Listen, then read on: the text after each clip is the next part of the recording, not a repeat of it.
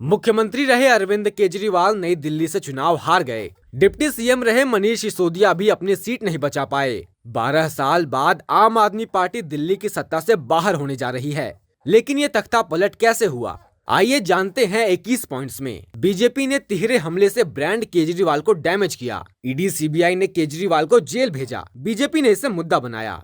बात है नवंबर 2021 की, जब केजरीवाल सरकार नई शराब पॉलिसी लेकर आई थी। 6 महीने बाद ही एलजी वीके सक्सेना ने पॉलिसी में गड़बड़ी बताते हुए सीबीआई जांच की मांग कर दी। अगस्त 2022 में सीबीआई ने करप्शन और ईडी ने मनी लॉन्ड्रिंग के केस दर्ज किए। इसके बाद 21 मार्च को ईडी ने केजरीवाल को गिरफ्तार कर लिया। केजरीवाल कुल 177 दिन जेल में रहे। बीजेपी ने अपने चुनावी कैंपेन में इसे मुद्दा बनाया। केजरीवाल खुद को कट्टर ईमानदार कहते थे और बीजेपी ने उन्हें बार बार कट्टर बेईमान कहा। 2012 में आम आदमी पार्टी एंटी करप्शन मूवमेंट से ही खड़ी हुई थी। बीजेपी के इस कैंपेन से केजरीवाल की इमेज को काफी नुकसान पहुंचा। केजरीवाल के सरकारी बंगले के रेनोवेशन पर 45 करोड़ रुपए खर्च किए जाने को बीजेपी ने मुद्दा बनाया। मोदी ने इसे शीश महल कहा और हर चुनावी रैली में इसका जिक्र किया। 5 जनवरी की रैली में पीएम ने 5 बार शीश महल का जिक्र किया। बजट सत्र में भी मोदी ने संसद में बिना नाम लिए इस मुद्दे का जिक्र किया।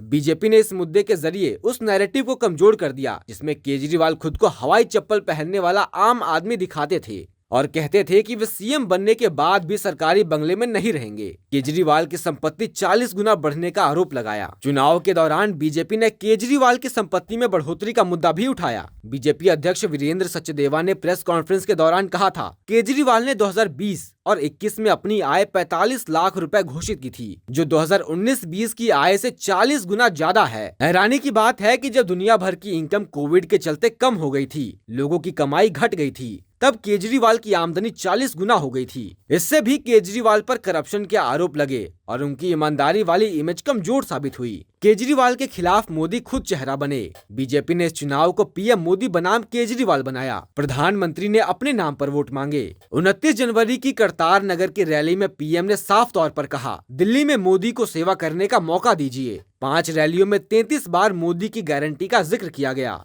लोकसभा चुनाव में पीएम ने मोदी की गारंटी शब्द का इस्तेमाल किया था, लेकिन उसके बाद हुए हरियाणा, जम्मू कश्मीर, महाराष्ट्र और झारखंड के चुनाव में इसका जिक्र नहीं किया गया। यह स्थानीय नेताओं को आगे रखने की रणनीति थी, लेकिन दिल्ली में पीएम ने मोदी की गारंटी पर वोट मांगे। 5 रैलियों में 78 बार मोदी शब्द का जिक्र हुआ। मोदी ने इस चुनाव में हर सभा में खुद के नाम पर वोट मांगे। 3 जनवरी को अशोक विहार में पीएम ने 20 बार मोदी शब्द का जिक्र किया। एक्सपर्ट्स के मुताबिक बीजेपी चाहती थी कि कांग्रेस आम आदमी पार्टी का नुकसान करती रहे। सीधे सीधे आपको टारगेट करके बीजेपी ऐसा करने में कामयाब रही। ब्रांड मोदी ने 72% स्ट्राइक रेट के साथ 29 सीटें जिताई। 3 जनवरी 2024 से 2 फरवरी 2024 के बीच पीएम मोदी ने कुल 5 रैलियां की। इन रैलियों से उन्होंने दिल्ली की 40 सीटों को कवर किया। बीजेपी ने चुनावों में विरोधी पार्टी के सबसे बड़े चेहरे को घेर कर हराने की रणनीति दिल्ली में भी आजमाई और कामयाब रही। केजरीवाल से पहले बीजेपी 2019 लोकसभा चुनाव में अमेठी से राहुल गांधी और 2021 के विधानसभा चुनाव में नंदीग्राम से ममता बनर्जी को हरा चुकी है। दिल्ली में इस स्ट्रेटेजी को कामयाब करने के लिए बीजेपी ने अपने सबसे बड़े चेहरे प्रवेश वर्मा को केजरीवाल के खिलाफ नई दिल्ली सीट से उतारा।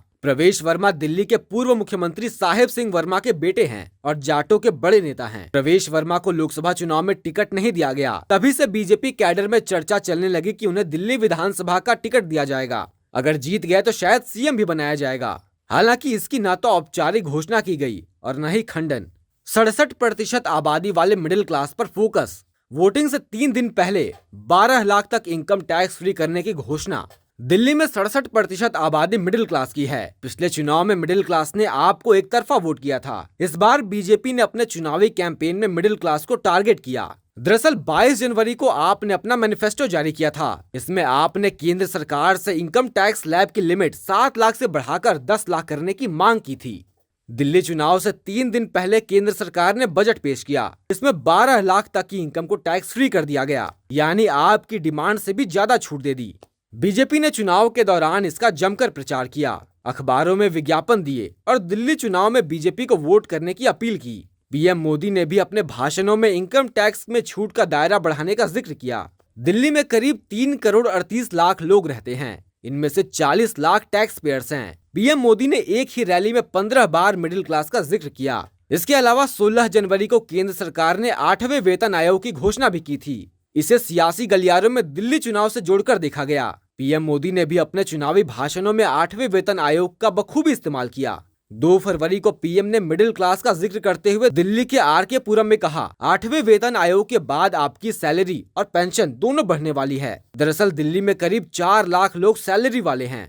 27 सीटों पर पूर्वांचल के वोटर्स हावी, इनके लिए बीजेपी ने खास रणनीति बनाई थी।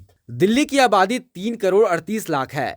इसमें करीब 30% यूपी, बिहार और झारखंड के लोग हैं। एक रिपोर्ट के मुताबिक 70 में से 27 सीटों पर पूर्वांचल के वोटर्स का अच्छा प्रभाव है। पिछले चुनाव में आपके 12 विधायक बिहार पूर्वांचल रीजन के थे। बीजेपी ने 100 से ज्यादा यूपी बिहार के नेताओं को दिल्ली चुनाव में ग्राउंड पर उतारा था और इस टीम की कमान बस्ती के पूर्व सांसद हरीश द्विवेदी की सौंपी गई थी। इन नेताओं ने उन इलाकों में 100 से ज्यादा छोटी बड़ी बैठकें की। सांसद मनोज तिवारी ने केजरीवाल के घर के बाहर पूर्वांचल सम्मान मार्च भी निकाला था। इसके अलावा 1 जनवरी को वित्त मंत्री निर्मला सीतारमण ने बजट के दौरान बिहार की मधुबनी पेंटिंग वाली साड़ी पहनी। बजट में बिहार में मखाना बोर्ड, 3 ग्रीनफील्ड एयरपोर्ट और national institute of food technology खोलने की घोषणा की।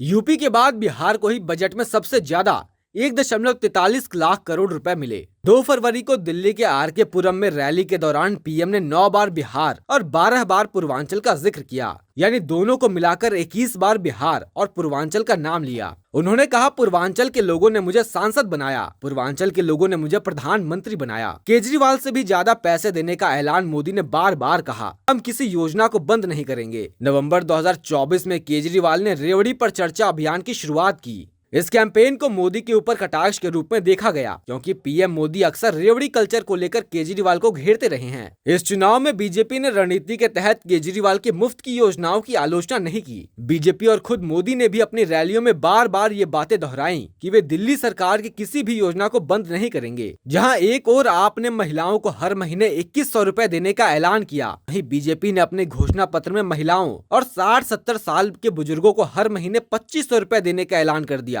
विधवा, दिव्यांगों और 70 साल से ऊपर के बुजुर्गों को 3000 रुपए पेंशन की घोषणा भी कर दी। गरीब महिलाओं को सिलेंडर पर 500 रुपए की सब्सिडी और होली दिवाली पर एक मुफ्त सिलेंडर देने का भी ऐलान किया। मातृ सुरक्षा वंदना योजना के तहत गर्भवती महिलाओं को 21,000 रुपए और 6 पोषण किट देने का ऐलान किया। पीएम मोदी ने अपनी रैली में झुग्गी वालों को 5 रुपए में पौष्टिक खाना देने का ऐलान भी किया। पीएम ने अपनी रैली में कहा, भाजपा ने झुग्गी बस्तियों में रहने वाले परिवारों के लिए 5 रुपए में पोषक खाना देने की गारंटी दी है। उन्होंने अपने भाषण में कहा कि जो हमारे ऑटो वाले साथी हैं, ई रिक्शा चलाते हैं, अन्य घरों में काम करने वाली साथी हैं, उनके लिए वेलफेयर बोर्ड बनाया जाएगा। उनको 10 लाख तक का बीमा मिलेगा। बच्चों की फीस में भी भाजपा सरकार मदद देगी। इसके अलावा पीएम मोदी ने अपने रैली में कहा, कभी बड़े बड़े लोगों की जेब में क्रेडिट कार्ड होता था, क्रेडिट कार्ड निकालकर ठाठ दिखाते थे। अब दिल्ली और देश का मेरा रेहड़ी वाला, ठेले वाला, वो भी क्रेडिट कार्ड दिखाएगा आपको। भाजपा सरकार रेहड़ी ठेले वाले साथियों को 30,000 रुपए वाला विशेष क्रेडिट कार्ड देगी।